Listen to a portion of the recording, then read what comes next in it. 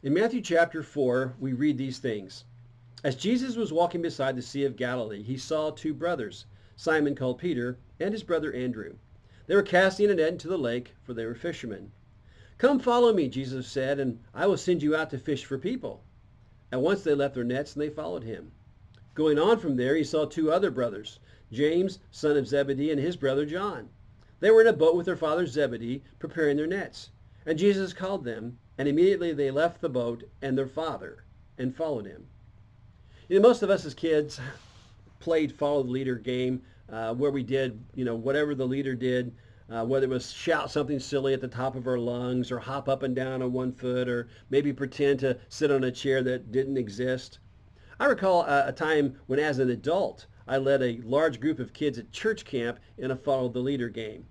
Basically what happened was this. It had rained almost every day of camp that week, and the campers' outdoor activities had been reduced to practically nothing.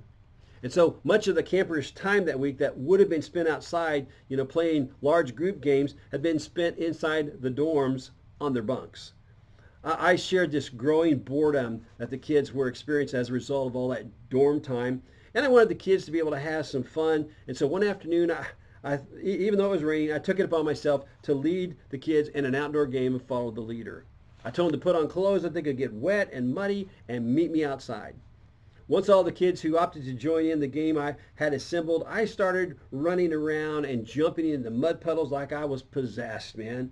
I found this long, low spot where the water was about 6 to 8 inches deep, and I treated it as if it was a professionally designed water slide, and I was running and doing belly flops, and the kids were just following suit. For the sake of the kids' entertainment, I did all kinds of crazy things that day, and the kids, they had a ball, imitating me. Well, when Jesus invited men to become his disciples and to follow him, he had a much greater purpose in mind for them than their entertainment. He asked them to follow him so that they could learn from him the kind of life God wanted them to live, and so that he could teach them how they could get others to become followers of Jesus.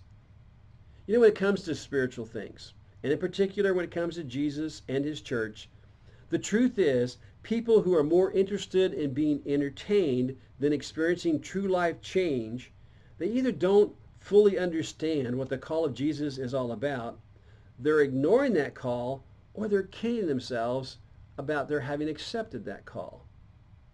By the way, if you have accepted the call to become a follower of Jesus, I want to encourage you not to short sell yourself and the way that Jesus can work through you to reach others.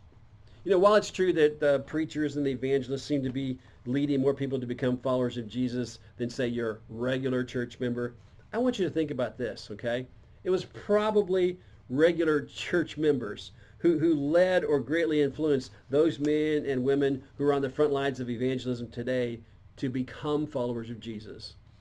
And so you see those regular church members. We're talking about small group leaders, a Sunday school teachers. We're talking about men and women who invite their family, their neighbors, their coworkers, their friends, classmates to worship with them. We're talking about the moms and dads who read Bible stories to their kids and so on.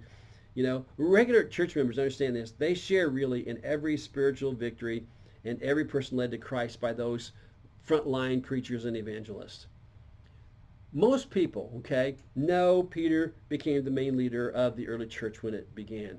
But a lot of people do not know that Peter was first introduced to Jesus by his brother Andrew. So I encourage you, don't let Satan convince you that you can't make a difference and that you're just wasting your time trying to lead other people to become followers of Jesus, because that's a lie. And he, the father of lies, knows it's a lie. Jesus encourages us to know that just the opposite is true. That if we keep on trying to lead others to become his followers, our efforts won't be in vain. Rather, he'll make something good come of it.